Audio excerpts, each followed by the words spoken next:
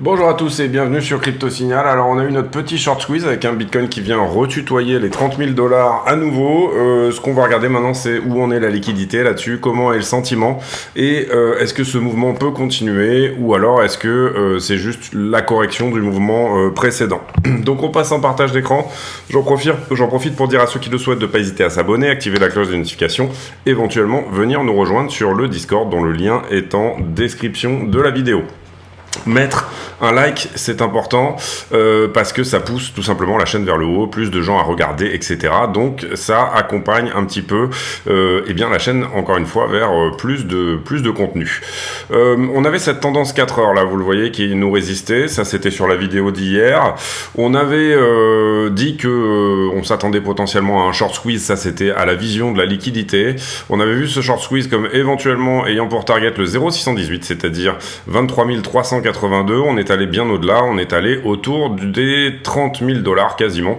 Donc super. Personnellement, j'ai pris ce trade, j'ai fait une sortie autour des 29 à peu près, 28 888 exactement. Là, j'ai un runner qui court, mais c'est un tout petit runner. Il y a vraiment une valeur résiduelle ici qui va chercher profit. Là-dessus, je me tâte à essayer de toucher les 31 000, c'est-à-dire un double top, sans nécessairement ici me dire que on va nécessairement aller exploser tout ça, ou alors tout simplement prendre profit là-dessus. On pourrait être sur des points de prise de profit logique, vu qu'on arrive à la touchette sur cette 4 heures ici. Tout ça pourrait être juste une mèche, on vient prendre la liquidité, et encore une fois, pour moi, pour l'instant, le scénario privilégié, en tout cas si on regarde la liquidité, c'est peut-être juste qu'on a eu là une A, et que là on est en train de faire une B, et qu'on va avoir une C. Alors est-ce que cette C va descendre plus bas ou pas? Ça, on pourra pas forcément le dire avant d'avoir eu le haut de B. Si jamais on a quelque chose qui se construit en flat, c'est-à-dire que ici on revient tutoyer effectivement les 31 000, bah du coup on a quand même des chances que tout ça se fasse en flat régular, c'est-à-dire que ici si on revient, on a trois chances en fait à partir de là. Si jamais, donc premier scénario, on revient toucher les 31. La première chance, c'est que éventuellement on aura ici 0,618, c'est-à-dire que ça s'appelle une running, c'est une flat mais qui ne revient pas chercher on va dire le plus bas de la A, donc ça c'est le premier scénario. C'est pas forcément le plus fréquent, mais dans la crypto, ça arrive quand même assez souvent. C'est-à-dire qu'en l'occurrence, ça nous donnerait plutôt quelque chose comme ça. Si jamais on tempère à partir de maintenant, c'est-à-dire que là, pour le coup, c'est pas une flat. On va considérer que c'est une flat à partir de 90%. C'est-à-dire au-delà de 30 500, on peut commencer à avoir éventuellement des flats et à peu près jusqu'à 110%. À peu près à 10% au-delà de la racine du mouvement qui est ici, vous l'aurez compris.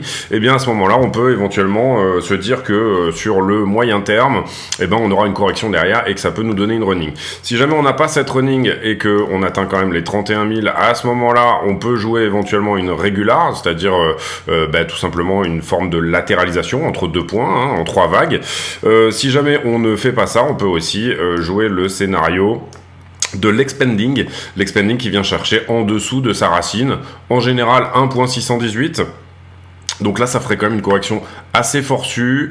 On va prendre ici le 1.618 pour voir, en admettant que ça se passe comme ça, effectivement. Là, je ne l'ai pas très bien placé, mais c'est pas grave. Voilà, plutôt comme ceci. 1.618, ça nous emmènerait au 25.3, ça serait aussi peut-être un scénario plausible, vraiment. Donc du coup, voilà un petit peu l'idée. Pour le moment, étant donné qu'on a poussé plus que ce qu'aurait pu nous donner une zigzag, hier sur la vidéo, je ne sais pas si vous vous rappelez, mais j'ai dit c'est difficile de lire 5 vagues ici, même si elles y sont, plus ou moins. Si je vous les affiche ici, on va le faire à l'arrache, ça fera 1, 2, 3, 4, 5, je l'ai mal fait sur la fin, mais vous le voyez ici, la 4 ça serait ça, la 5 ici, et à partir de là on repart. Du coup 5, 3, 5 pour une zigzag, donc ça veut dire que celle-ci devrait nous donner 3 vagues, 1, 2, 3 par exemple, et puis ici 1, 2, 3, 4, 5. Ça peut être éventuellement une flat régulière, elle peut se faire en 5, 3, 5. Généralement quand même, une flat se fait plutôt en 3, 3, 5, c'est-à-dire première vague en 3, quelque chose comme ça par exemple. Deuxième vague également en 3, donc quelque chose comme ceci, et ensuite 5 vagues pour la descente, éventuellement par exemple ici dans l'exemple d'une régular. Bref, tout ça c'est de l'Elliott, pas nécessairement ici, comment dire, une science exacte non plus, mais plutôt, je le rappelle, Elliott est un système de prise de profit, ça n'est pas du tout un système de prévision des prix.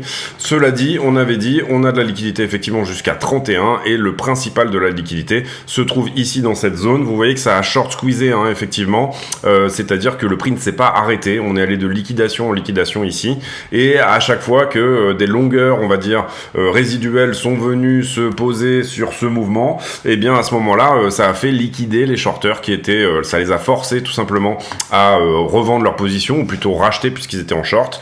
Ici, à partir de là, je pense qu'on peut enlever la 4 heures qui a été cassée. Ce niveau-là a tenu, hein, vous comprenez que ici le 27,2 était un niveau très important. Et on a pété les 27,4 qui était un petit peu notre juge de paix hier, c'est-à-dire si on arrive à les casser, et ben à ce moment-là effectivement on rentre dans ce trade. Si on est de l'autre côté de la fameuse 4 heures que je viens d'effacer, si on arrive à casser les 29,4, à ce moment-là c'était nos critères de décision, c'est-à-dire tout simplement ce niveau-là qui tient, la trend qui est cassée, et derrière le niveau qui nous embêtait un petit peu en 4 heures qui a cassé également. Bref, on reviendra ici sur les petites time frames un petit peu plus tard. En tout cas, ça fait plaisir ce type de mouvement. Ether, qu'est-ce qu'il nous dit? Ether pour l'instant semble moins envoyé que Bitcoin. Vous voyez que Ether BTC fait moins 0,72%. Et Ether pour le moment est loin du 0,618. Là où Bitcoin, vous l'avez vu, a corrigé quasiment 80% de ce mouvement, Ether est plutôt ici au 0,5. Donc soit il a encore de la marge pour pousser un peu plus fort, et pour moi Ether a pas mal de shorts, donc ça peut être le cas. On peut continuer à pousser sur Ether éventuellement. Et puis soit il est en train tout simplement de lui amorcer cette petite correction en B, et on va laisser gagner les shorters qui sont dans ce gap là, enfin ce fair value gap. En ce qui concerne les marchés qui viennent d'ouvrir à l'instant, qu'est-ce qu'on a sur SP500 à ce stade?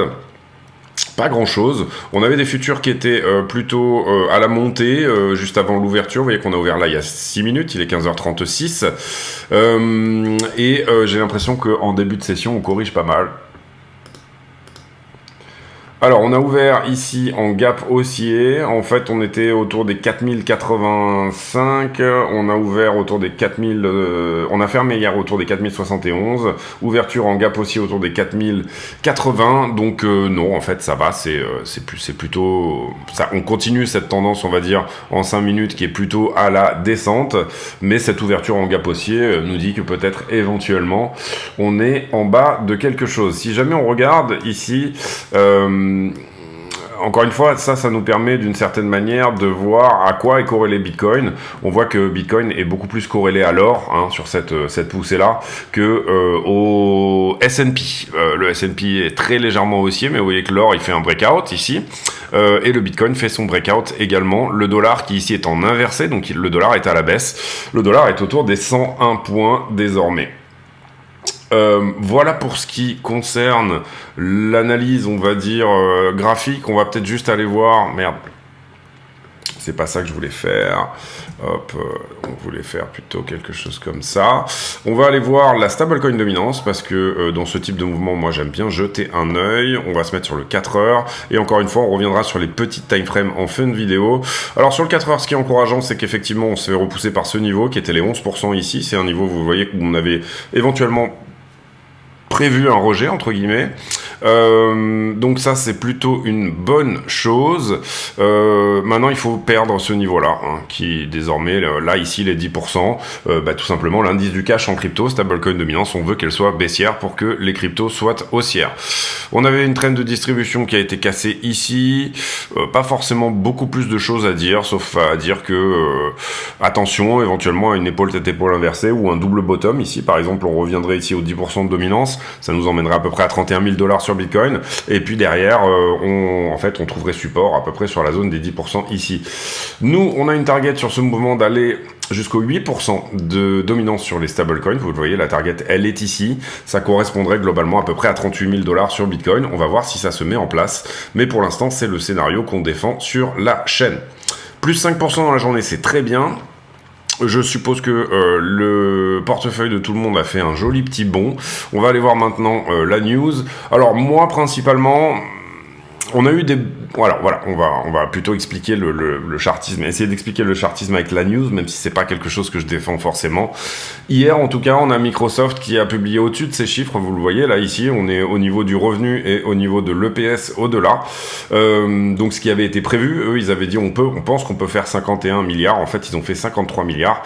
Et en ce qui concerne Google, même chose, on pense qu'on peut faire 68,8 et on a fait 69,8. Donc en l'occurrence ici c'est très bien pour la tech. Je suppose que le Nasdaq doit pas trop mal performer également en ce moment. On va regarder l'US Tech 100. Alors c'est pas incroyable, vous le voyez ici non plus, mais c'est un futur dont il cote la nuit et effectivement il a trouvé rebond au moment de la publication des résultats de Apple et Microsoft. Donc il peut y avoir une forme d'explication là. Concrètement également, on voit que S&P est à l'augmentation, mais très légèrement. On est quand même toujours dans une tendance, on va dire, de latéralisation, voire baissière.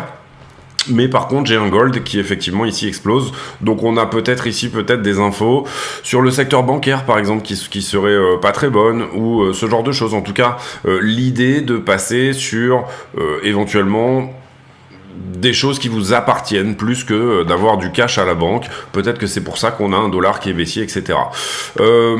En l'occurrence ici, j'ai pas grand chose sur Wall Street Journal, donc on va passer là-dessus. J'ai rien non plus sur Cryptost.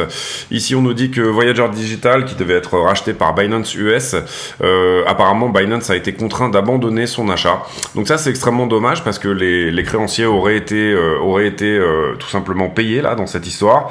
Et visiblement, on a empêché, on contraint Binance à ne pas pouvoir racheter Voyager Digital.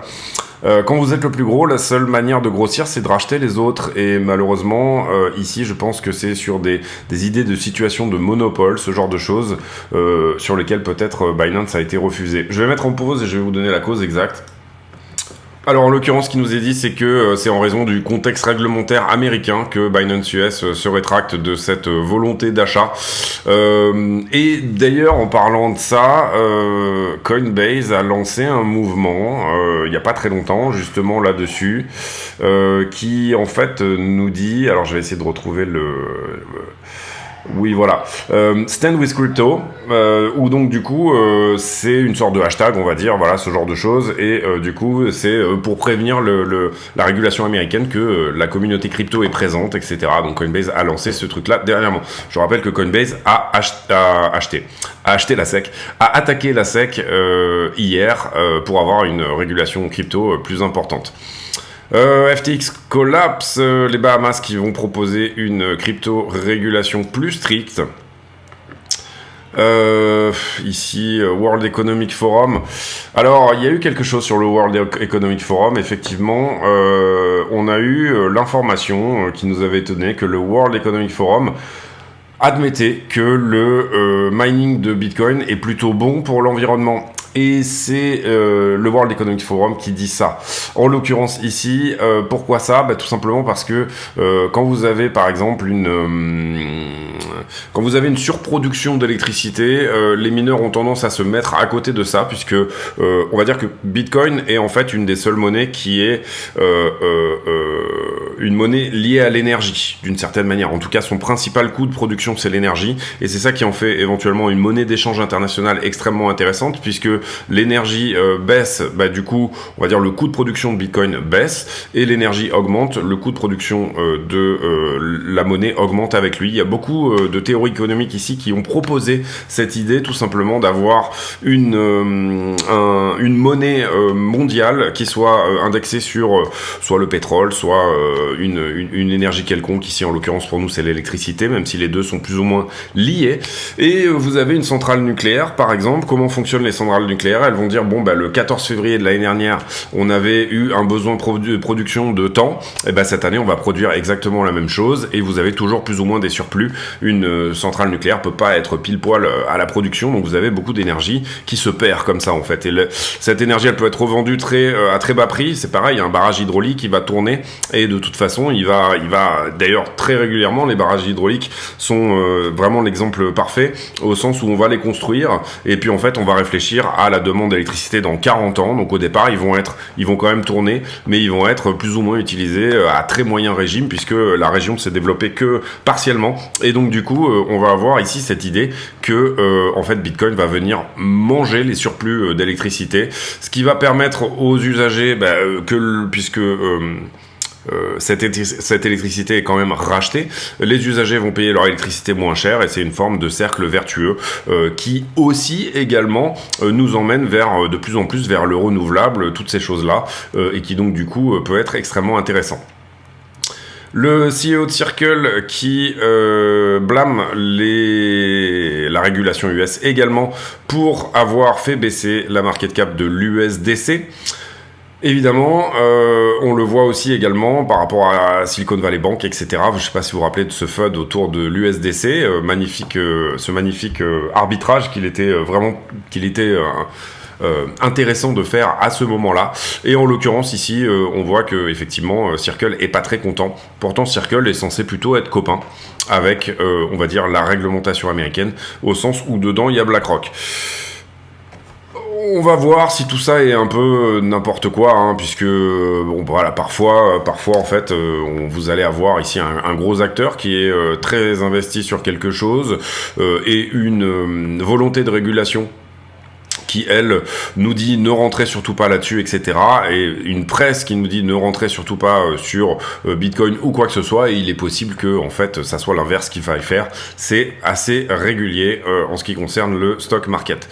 First Republic qui continue sa descente aux enfers et qui cherche un deal de sauvetage. Donc attention à ça, on surveille également. Peut-être que c'est également une des raisons pour lesquelles l'or semble ici pas trop mal se porter. On va voir si Bitcoin passe vraiment dans cette narration, on va dire, non plus d'action technologique, puisque avant il suivait beaucoup Nasdaq et S&P, mais plus de réserve de valeur. Dans ce cas-là, on peut s'attendre éventuellement à ce que, d'une certaine manière, cette Bitcoin season actuelle dure encore un peu plus longtemps. Vous voyez que le plus bas ici, il était à 7. Et on est totalement en Bitcoin season en ce moment. Personnellement, je ne pense pas que ça sera le cas. Je pense qu'on est là ici sur des plus bas. C'est-à-dire, je pense que il est en ce moment relativement intéressant plutôt d'acheter des altcoins.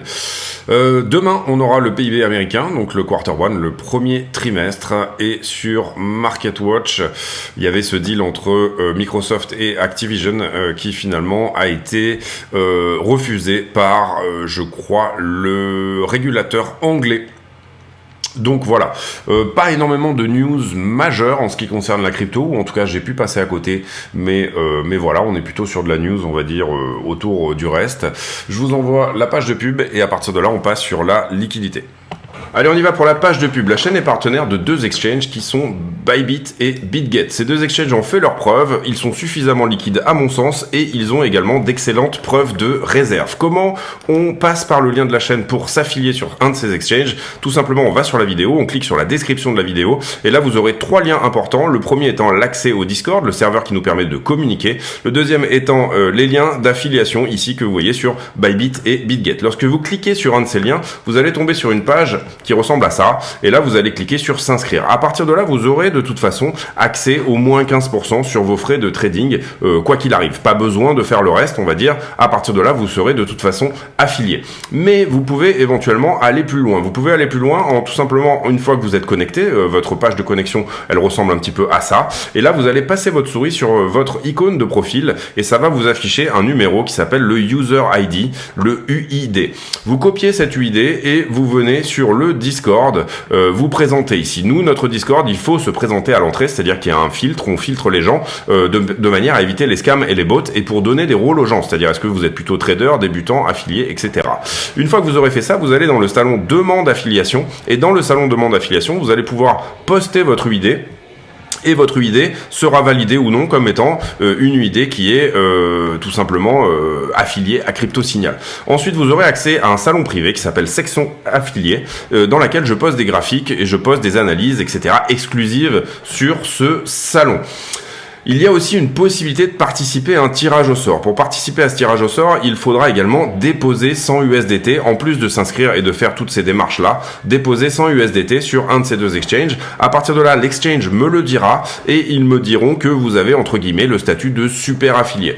Le statut de super affilié, vous n'êtes pas obligé de trader ces 100 USDT d'ailleurs, hein, ils peuvent très bien juste rester sur la plateforme quelques temps, le temps que vous soyez validé, et puis une fois que vous êtes validé, vous pouvez les enlever, vous en faites ce que vous voulez, mais ça vous permettra de participer à un tirage au sort tous les 20 affiliés de 200 USDT. Donc le premier tirage au sort, il sera sur 20 affiliés, le deuxième sera sur 40, une chance sur 40 de gagner 200 USDT, le troisième sera sur 60, une chance sur 60, etc.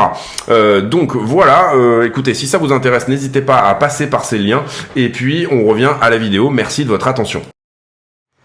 Voilà, je rappelle également que KuCoin est partenaire, donc vous pouvez faire exactement les mêmes choses sur KuCoin que tout ce qui vous est dit dans la page de pub. On a liquidé hier 146 millions de dollars et à peu près une centaine de millions sur Bitcoin plus Ethereum, donc la part est plutôt importante du côté de Bitcoin et Ethereum. Beaucoup d'open interest, vous le voyez sur Bitcoin, avec quasiment la moitié de ces 140 milliards qui ont été liquidés, et vous voyez qu'on a liquidé principalement du short, ce qui est relativement normal au vu de la price action qui était plutôt haussière. En ce qui concerne le carnet d'ordre, eh bien, vous voyez qu'on a temporisé ici sur un ordre d'achat autour de 170 bitcoins, pile poil sur les 30 000 dollars. Cet ordre a été pris, ensuite il a été réitéré à 30 000 dollars et on a de nouveau touché, on a de nouveau repoussé. Vous voyez qu'en 5 minutes, on a peut-être un double top ici, donc attention, méfiance dans la zone. Et vous voyez que là où je vous disais hier, on n'a rien, si on part vers le haut, on n'a rien en termes d'ordre de vente. On commence à arriver dans une zone de vente logique, c'est-à-dire au-delà des 31-32 000 dollars. Ce qu'on peut voir aussi, c'est que on avait ici beaucoup d'ordres au 26,6 qui ont disparu, et ça s'est passé avant-hier. Ils étaient descendus au 25,5 et ils sont toujours là. Pas forcément plus en masse, c'est la même chose, hein, sensiblement. Et voilà, donc rien en dessous. Là où avant on n'avait rien au-dessus, désormais on peut estimer qu'il n'y a pas grand-chose en termes d'achat en dessous. Ce que j'aimerais bien voir éventuellement pour tenir ce mouvement, c'est bien entendu des ordres qui petit à petit se faxent dans la zone là, des ordres d'achat, hein, des gens qui commencent à se dire « Ah merde, je cours derrière le prix, hein, là ici j'ai... Ah mince, j'ai raté le coche, je voulais acheter ici à 27 000, et ben du coup je mets des ordres, il y en a quelques-uns, 180 bitcoins ici et une petite centaine de bitcoins ici, mais pour l'instant c'est pas non plus foufou, donc du coup attention et méfiance dans la zone. Donc en ce qui concerne le carnet d'ordre, on va dire que ça reste mitigé, pour être haussier encore plus. Voilà, on va dire ça. En ce qui concerne les niveaux de liquidité qui ont été pris, vous voyez qu'on a attaqué ces deux niveaux-là. Donc ça c'est bien, on a attaqué 3 niveaux, même celui-ci, celui-ci et celui-là. Concrètement, comment ça s'est fait? Bah, là j'ai un prix qui augmente, un funding qui augmente, donc pour moi tout est normal. Ici vous voyez que, en fait, ce qui s'est passé, c'est que là, on a eu énormément de shorters qui sont rentrés. Quand on a atteint les 28,3, vous le voyez, j'ai un prix qui latéralise, mais j'ai un funding qui plonge. Donc ça veut dire, oula, il y a du monde qui est rentré. Donc ça a nourri le mouvement, on a continué à les short squeezer. Et voilà, on les a rétamés. À partir de là... ici j'ai eu du short également, vous le voyez, là j'ai une dissonance, c'est-à-dire que normalement on devrait monter dans le vert là, hein, concrètement, mais j'ai une grosse position qui s'ouvre en short, ça donne encore plus de jus, donc ça se passe par palier, j'ai du shorter là, j'ai du shorter là, et est-ce que j'ai du shorter ici? Pour le moment, pour moi, non pas tellement, j'ai même plutôt pas mal de fermeture de contrat ici. Donc on a probablement pris quelque chose hein, quand on a pris les 30 000 ici. Voilà, pour moi je suis pas extrêmement shorté en haut. Je suis plutôt shorté ici dans la zone, donc si on considère que tout cela, il fallait aller chercher par exemple les x100, est-ce qu'on a fait, oui on a fait largement le taf là, hein, pour aller chercher les x100, largement. On est même allé chercher quasiment les x25, quasiment. Donc voilà pour ça, pour moi pas beaucoup de short en haut, mais pas non plus énormément de long sur ce mouvement. On a peut-être ici... on a peut-être ici quelques longues retardataires qui sont rentrés sur ce mouvement-là. Donc, pour le moment, j'aurais tendance à mettre juste un point par ici à peu près. Et le mettre en longue, on va sauver ça. Donc pour moi, si Bitcoin doit corriger, il doit revenir quelque part dans cette zone-là. Si là on doit faire une petite correction et qu'on devait aller plus haut, hein, c'est pas une certitude non plus, mais dans cette zone-là, jusqu'au 28.3, il y a peut-être quelque chose à prendre. Vous le voyez peut-être même en passant sous la structure qui est là, c'est-à-dire vous le voyez toute cette structure de latéralisation là. Si on vient faire une petite mèche en dessous, c'est plutôt bon, ça veut dire qu'on a nettoyé tout simplement non seulement ceux qui étaient rentrés en retard ici, mais en plus ceux qui étaient rentrés au bon moment et qui ont déplacé leur stop loss ici en profit. Donc du coup, on peut avoir vraiment un point intéressant à venir prendre sous les 28.2. Voilà pour Bitcoin. On va passer sur Ether en termes de marché en levier. Qu'est-ce qui s'est passé sur Ethereum? Et en l'occurrence, ce qu'on peut voir ici, c'est que Ether a parfaitement liquidé ces trois niveaux également. Tac, tac et tac. Ici, en l'occurrence, ça s'est fait normalement. Ici, beaucoup de short également. Donc, c'est ce qui a impulsé le mouvement suivant. Et là, j'ai plutôt une diminution du funding alors que le prix augmente. Donc, du coup, pour le coup, sur Ether, on peut considérer qu'on a été shorté sur les 1963. Est-ce que j'ai du long qui rentre ici sur cette zone? On voit clairement qu'il y a un truc à prendre aussi par ici, là, sur Ether. Sous la structure, même chose. Hein. Donc, borne haute, pour le coup, pour Ether, 1964. Borne basse, 1858. On va aller voir les poches de liquidité. Alors, sur Bitcoin... Sur Bitcoin, eh ben, on voit bien le gros long, là, ici, toutes les trois grosses boules que vous voyez ici, il y en a deux, en fait. On va voir s'ils ont été nettoyés ou pas en x100. On voit aussi qu'on était sur un 5 jours qui était négatif en termes de delta, mais que désormais, on se retrouve avec 20 milliards au-dessus. Donc attention, hein, ça voudrait dire potentiellement correction à venir. Si on regarde que les x100, et qu'on zoome un peu sur cette histoire... Alors, j'ai un gros long, si jamais il a été ouvert en x100, qui serait prenable autour des 29,5, et j'en ai un autre autour des 28,5. Donc, si vraiment on n'a plus de jus ici, qu'il n'y a plus d'acheteurs, eh ben, on pourrait faire ce mouvement, effectivement, qui nous ramènerait à 28 500, voire 29 500, voire 28 500. En ce qui concerne Ether, on va voir si ça rejoint un peu l'analyse. Mais en gros, sur Ether, on est passé positif aussi dans le delta. On est désormais à 6 milliards en position leveragée. Des positions beaucoup moins grosses que sur Bitcoin, vous le voyez. Ici, on voyait très bien la grosse zone qui finalement est rentrée sur cette latéralisation dont je vous parlais tout à l'heure. Grosse zone à prendre, on l'a short squeezé. Donc on a short squeezé, en fait, on a fait 2 short squeeze à la suite. Si je regarde les x100, bah là, il n'y a pas de grosse position, donc ça ne va pas forcément nous aider à grand-chose. Mais on pourrait dire que Ether a quelque chose à prendre à 1939 et potentiellement... oui, à peu près jusqu'à ce qu'on disait, c'est-à-dire 1850, vous le voyez ici, là. En fait, le moment où on passe positif, vous le voyez, c'est là. Cette dernière vague, elle enclenche beaucoup de longueurs retardataires et donc du coup c'est peut-être celle-là qu'il faudrait corriger. On va désormais passer sur la heatmap et la 12 heures en ce qui concerne Bitcoin. On a probablement nettoyé voilà, une bonne partie de ce qui était rentré en long sur les 12 dernières heures, hein, ça c'est assez visible. 28 200 en ce qui concerne nettoyer les 12 heures en termes de liquidité, les 12 dernières heures en termes de liquidité, et vous l'aurez compris, les liquidités sont plutôt longues. Ici, vous le voyez, sur la 7 jours, c'est vraiment propre. On vient chercher pile poil les 30 000. Hier, j'avais annoncé que c'était possible vraiment d'aller chercher au-delà des 30. C'est ce que nous a donné le prix. On a vraiment bien nettoyé toute cette zone-là. Si Bitcoin veut aller à 33 000, il peut le faire. Mais pour moi, désormais, il a vraiment quelque chose à prendre. Eh bien, pour le coup, pas forcément sous les 29, mais carrément sous les 26. Donc ça irait plutôt dans le scénario d'une B. On va voir comment se comporte le prix si jamais on diminue. Si tout le monde essaye de sauter sur le bouton short, bien évidemment, ça peut nous donner un peu plus d'upside. Ici, en l'occurrence, sur la 1 mois, c'est relativement propre en termes de liquidité aussi. Vous voyez qu'on vient prendre la bande jaune qui est là, et puis après, derrière, on se retourne. Et pour le moment, si on regarde la 1 mois, c'est plutôt 31 500 la target. Vous voyez que ici, depuis le 14 avril, on a fortement verdi dans cette zone-là, et on pourrait avoir fortement verdi même jusqu'au 34 100.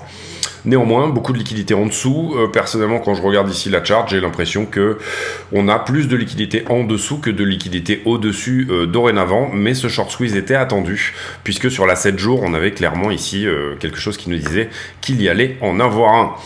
Ensuite, on passe sur la 12 heures sur Ether, donc analyse relativement complète et habituelle. Pareil, on a liquidé tous les shorts, il reste plus que du long. Si on doit liquider les 12 dernières heures, on ira au 1836. Si on regarde désormais la 7 jours, donc là on change de fusil, on passe sur quelque chose, vous voyez qu'Ether il lui reste encore du boulot, il n'est pas allé chercher vraiment les 2050, ce à quoi on aurait pu s'attendre éventuellement sur ce mouvement là, là où Bitcoin est déjà dans sa zone là ici, et a déjà corrigé tout ce qui s'était passé en 7 jours, pour le coup Ether ne l'a pas fait, donc est-ce qu'il va suivre Bitcoin, est-ce que Bitcoin va latéraliser, Ether continue à monter, ça voilà c'est des bonnes questions qu'on peut éventuellement se poser, et désormais on va dire que sur Ethereum on a quand même plus de valeur pour moi en 7 jours au-dessus que au-dessous, ou en tout cas c'est à peu près kiff-kiff. Sur la 1 mois, pour le coup, eh bien, Ether avait pas forcément énormément de valeur à corriger ici dans la zone. On voit que c'est plutôt autour des 2020 et c'est surtout au-delà de 2200, voire 2300, qu'Ether a des choses à prendre en haut sur la 1 mois. Maintenant, sur la 1 mois, on voit également que Ether pourrait très facilement venir nous faire un petit tour vers les 1670. Donc, on revient sur le prix, on réfléchit de nouveau à quelle est la direction préférentielle. Moi personnellement, si jamais je vois ici le prix commencer à se retourner, mon scénario ça va être de jouer éventuellement une flat, c'est-à-dire jouer le mouvement vers le bas pour prendre cette C là. Une régular flat, ou en tout cas en partie, du moins, aller venir éventuellement corriger le 0,618, TP partiel ici, et ce qu'on essaye de faire, c'est de revenir prendre ici ce nouveau plus bas, tout en laissant éventuellement courir un runner, si on n'a pas eu d'autres entrées là, pour aller jusqu'au 25,2 carrément, donc aller corriger la totalité de la 1 mois, ça serait vraiment une action de prix qui serait relativement magnifique, c'est-à-dire une sorte de flat étendue, ABC comme ceci, où là pour le coup, le prix aurait parfaitement un petit peu corriger toute la liquidité et après on pourra repartir sainement sur quelque chose de neuf. Ici on peut imaginer que si on repère les 30 000 une nouvelle fois, enfin si on repère les 27 une nouvelle fois, eh bien tout le monde va sauter sur le bouton short, ce qui va nous donner un nouveau short squeeze à partir de éventuellement plus bas. Pour le moment on voit qu'on a beaucoup de longueur retardataire sur ce mouvement, donc ça c'est pas très engageant pour continuer fort. On voit aussi que ça a délivré très fort, c'est un short squeeze, hein, c'est normal, ça va très vite en général, et on voit aussi que voilà, à ce stade, je voudrais pas faire trop de temps non plus là-dessus, mais à ce stade, c'est le sentiment qui va être le juge de paix sur cette histoire-là. On voit qu'en ce moment, on est plutôt drivé par la liquidité. Voilà. En ce qui concerne la 1 heure, rien de bien fou, on est haussier, il n'y a pas de souci. En ce qui concerne la 15 minutes, on est haussier également. Attention bien évidemment à un éventuel double top ici dans la zone, comme ceci. 5 minutes. Pour le coup, on voit un petit peu mieux ce double top là. C'est pas forcément un double top qui est optimal, au sens où on aime bien qu'un double top fasse un sommet là qui est un peu plus haut que le sommet précédent. En général, un M top ça se construit comme ceci. Donc ça pourrait encore éventuellement revenir chercher un petit peu ces niveaux là autour des 30 000. Beaucoup de liquidité en dessous, on l'a dit. Beaucoup de liquidité a priori dans cette zone là notamment. Donc peut-être que la chose à corriger, c'est simplement déjà ça. Ensuite, éventuellement, venir chercher les 31. Donc attention, ici, vous voyez qu'il y a quand même pas mal de scénarios disponibles. Et la 1 minute, à ce stade, elle est plus ou moins baissière. Donc en ce qui concerne la 1 minute, le petit scalp des familles qui va bien, ça serait tout simplement de dire ce point-là va rejeter, d'accord? Et on va essayer d'aller attaquer ce point-là dorénavant, le plus bas. Si on continue, si on fait un trade qui est plutôt de l'ordre du structurel, ça pourrait éventuellement être le scénario à jouer. Pour moi, en 1 minute, il y a un niveau qui tient à ce stade et qui, si jamais il casse, va nous offrir une opportunité d'aller éventuellement plus haut, c'est celui-ci. Vous le voyez ici avec plus ou moins le travail sous forme d'épaule, tête-épaule inversée, hein. Ça reste d'1 minute, mais bon, ça peut donner des targets éventuellement pour un trade, hein. Donc si ce niveau-là casse, effectivement, on commence à avoir de la liquidité en short ici qui s'accumule et ça nous donnerait effectivement quelque part comme 30 100 comme point de prise de profit. Bon, ça vaut ce que ça vaut. Si ça pousse encore, en tout cas, reprendre un tout petit peu de liquidité au-delà des 30 000 peut être tout à fait cohérent. Ici, on a attaqué le creux qui est juste là, donc c'est pareil, c'est relativement cohérent également. Qu'est-ce qu'on a fait? En faisant ça, on a créé aussi un niveau qui tient, un hold level. Vous le voyez, là, on est sur du 1 minute. Donc, je vous montre vraiment les choses. Donc, l'attaque de ce creux-là a tenu. Ok. Désormais, on est à l'attaque du creux qui est du pic qui est ici. Et on est potentiellement en train d'essayer d'aller chercher le pic qui est là. Si jamais le niveau qui nous repousse pour le moment, qui est celui-là, casse, opportunité de trade éventuellement pour aller chercher pas grand-chose. Sincèrement, voilà, là, pour le coup, on est pour moi plutôt en haut de quelque chose qu'en bas de quelque chose réellement. Donc concrètement à ce stade, direction préférentielle, est-ce qu'on se passe short tout de suite? Il y a un petit début de structure sur les toutes petites time frames, mais j'attendrai personnellement des confirmations, on va dire sur le 1 heure à minima, pour commencer à se dire bon c'est bon, la 1 heure elle est baissière, on va commencer à ici chercher du short dans la zone. En tout cas en ce qui me concerne, très bon trade, très bon, voilà, ça s'est fait vite, je m'attendais à ce que ça se fasse vite, donc c'était vraiment nickel. Plusieurs entrées ici en bas, mais j'ai eu mon entrée comme il fallait, j'ai pris un plus 100% pour le moment, j'ai un petit runner qui tourne mais ça va pas me donner beaucoup plus 100% sur le capital investi, j'avais investi 20% de mon capital. Donc du coup j'ai pris un plus 20% sur mon capital de trading global, donc plutôt content sur ce trade là. Je me serais attendu à ce qu'on latéralise un peu plus sur la zone qui est là, autour des 28 par là, sur ce pic que vous voyez ici. Là je m'attendais à ce qu'on latéralise un peu plus. Vous voyez qu'on a à peine touché ce truc là, on l'a à peine latéralisé pendant quelques temps. Pourquoi? Parce que tout le monde a sauté sur le bouton short encore une fois à ce moment là. Attention à cette trend qui pourrait nous repousser, pour le moment on l'a pas prise, on est en train de mécher au dessus, c'est une trend qui est en 4 heures, donc dès qu'on aura une confirmation qu'on a une bougie entière, le corps d'une bougie entière au-delà de ce niveau, on pourra se dire que cette trend de distribution là elle est effectivement hard closée, c'est à dire qu'elle est effectivement fermée. En termes vraiment chartistes, on avait parlé ici de ce double bottom potentiel, la target elle est largement atteinte là-dessus, donc aucun problème dès qu'on passe la ligne de coup, etc. On avait parlé de pas mal de choses en plus petite time frame également. Ce gap là est pris pour le coup, vous comprenez que si vous travaillez plutôt sur des systèmes SMC ou ce genre de choses, en l'occurrence qu'est-ce que vous attendez? Vous attendez un gap, vous attendez un retournement de structure, donc vous l'avez eu ici, et là vous faites votre entrée et vous allez chercher le gap en haut. Donc ce trade là il est cohérent et il est passé entre guillemets, donc pas grand chose de plus à aller chercher en fait finalement en termes haussiers, si ce n'est des nouveaux plus hauts, et ça peut tout à fait être dans les tuyaux que Bitcoin nous fasse des nouveaux plus hauts, attention, je dis pas que il va pas y avoir un événement qui va faire que la demande se reprend, etc. Personnellement je serai extrêmement attentif aux earnings. Je sais pas ce qu'on a aujourd'hui. Today. Aujourd'hui, on a Meta qui va publier ce soir, donc Facebook. Boeing qui est au-dessus de ses objectifs également. Je regarde en diagonale, mais globalement, voilà. eBay peut-être qui pourra éventuellement nous donner quelque chose. Voilà, pas beaucoup plus de choses que ça aujourd'hui en termes de earnings. Qu'est-ce qu'on aura demain? Demain, on aura la publication d'Amazon, ça va être important, ça sera à la clôture également. Mastercard, Total Energy, pas mal d'énergie, un peu de bouffe, un peu de tech avec Activision, ST Microelectronics également. Bon voilà, principalement en tout cas, on va dire que ça sera Amazon demain à la clôture qui pourra être intéressant.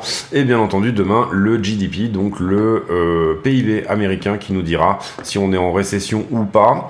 8h30, donc ça doit nous donner quelque chose comme 15h30 chez nous, si je me trompe pas, ou 15h30, ou attendez, je me repose une petite seconde. Autant pour moi, donc 14h30 ici, où on aura effectivement cette info sur est-ce qu'on a fait un mauvais trimestre en termes de croissance aux États-Unis. Voilà, alors pour moi, les trucs intéressants à regarder, c'est Bitcoin est plutôt en train de suivre le gold. C'est juste un short squeeze, donc attention dans la zone, c'est pas forcément les points ultimes d'achat. Et sur la structure, personnellement, je reste dans mon scénario initial, qui est qu'on est en train de faire le B et qu'il y a une C à venir.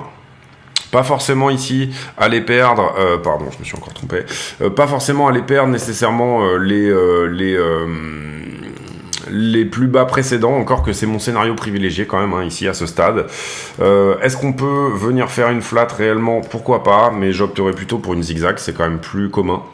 Même si on a dépassé le 0,618, ça ne veut pas dire qu'on est nécessairement ici en train d'aller chercher une flat. Donc personnellement, je vais commencer à avoir une direction préférentielle short. Si jamais la structure 1 heure commence à me dire que c'est en train de se retourner, bah à ce moment-là, j'essaierai de choper les points d'attaque des plus hauts précédents. Donc on a eu ce qu'on voulait en termes de B. Ici, on cherchait un B, on l'a eu. On est sur la traîne de distribution. Personnellement, je m'attends plus désormais à de la descente qu'à de la montée.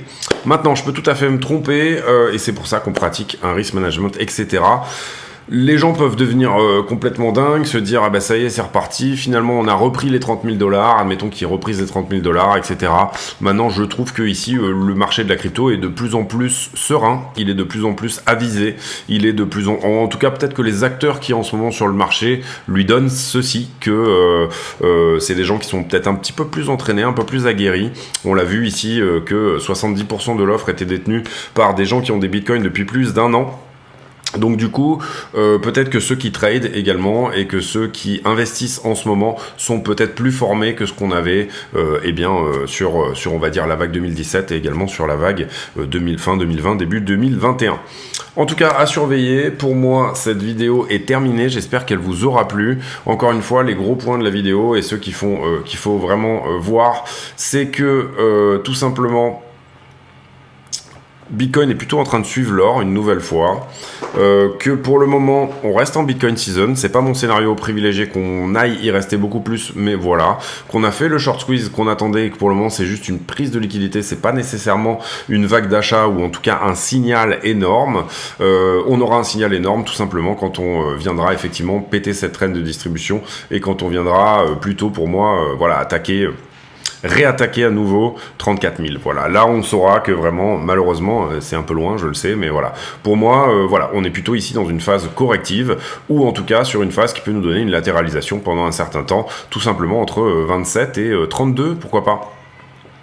Ici, le niveau à passer, vous le voyez, j'ai dit 34, mais c'est 32 300. Ça peut être le niveau ici où on nous dit, bon, ok, c'est bon, ça tient. On est finalement, effectivement, en train d'aller au-dessus de quelque chose et vers cette zone qui est, nous, notre target ultime sur ce mouvement-là, en tout cas.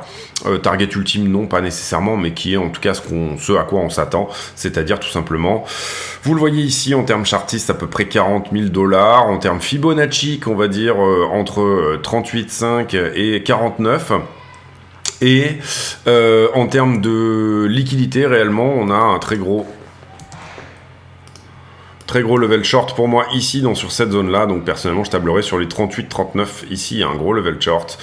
Si jamais c'est des gens qui ont tenu leur trade et qui le tiennent toujours, à ce moment là ces gens là, donc au moment où on était là, je pense qu'il n'y en a pas beaucoup. Je pense que pour beaucoup, c'est des shorts pour se hedger de toute cette baisse ici. Donc, c'est des gens qui vont laisser tout simplement leur stop éventuellement se faire prendre à partir du moment où ils veulent hedger leur portefeuille. Donc, si leur portefeuille revient au niveau auquel ils étaient là, tout simplement leur trade va être clôturé, mais ils n'auront accusé aucune perte. À aucun moment, ils se seront mis réellement, on va dire, dans des zones dangereuses. Et voilà principalement, je pense que ce que je pourrais pas dire beaucoup plus que ça. En termes de retour des institutionnels sur le marché, on voit que GBTC prend plutôt plus 8, le IBLC qui prend plus 5, BTC sur le CME qui prend plus 8.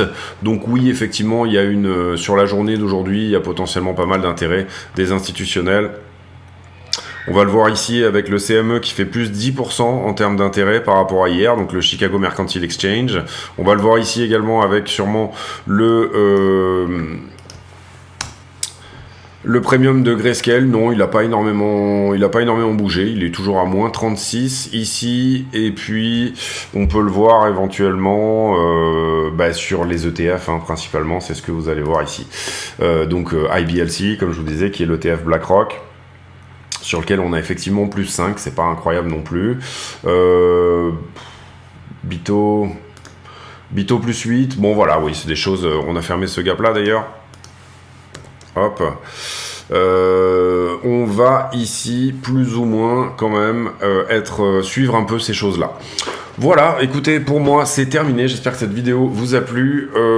Si c'est le cas, n'hésitez pas à le dire, activer la cloche de notification, éventuellement venir nous rejoindre sur le Discord, dont le lien est en description de la vidéo. J'ai pour habitude, en fin de vidéo, de poser une question à la con. La question à la con du jour, elle sera... Est-ce que vous avez des gris-gris? Est-ce que vous avez des petits trucs porte-bonheur? Moi, j'en ai plein dans mon bureau, des petits trucs comme ça, avec des petits éléphants, des petites pyramides, des trucs qui apportent la richesse. Dans la sagesse bouddhiste, j'ai même un petit boule, là. J'ai un petit... Je vous le montre aussi. Voilà, le petit boule de Wall Street qui est là sur mon bureau. Voilà, est-ce que vous avez des gris-gris, des trucs qui vous font vous dire de manière relativement superstitieuse et non rationnelle que c'est important que vous les ayez près de vous. Donc attention sur cette traîne-là, attention dans la zone. Voilà, pour moi, on est vraiment ici pas loin de commencer à réfléchir, à chercher une direction préférentielle short. Je vous laisse là-dessus, passez une bonne journée, on se retrouve demain. Bonne soirée à tous et à demain.